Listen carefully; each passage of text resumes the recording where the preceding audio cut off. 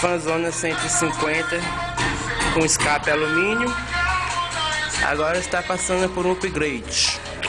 Rodas liga leve da CB300, eliminador de rabeta,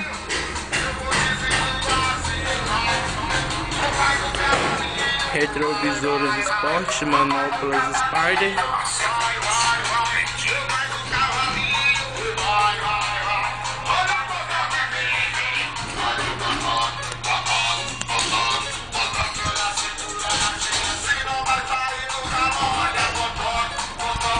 buzininha de caminhão,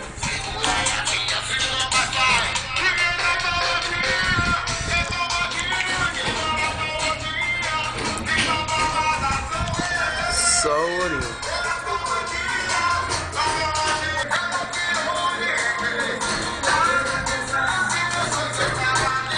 Vamos funcionar agora para ver como é que ficou.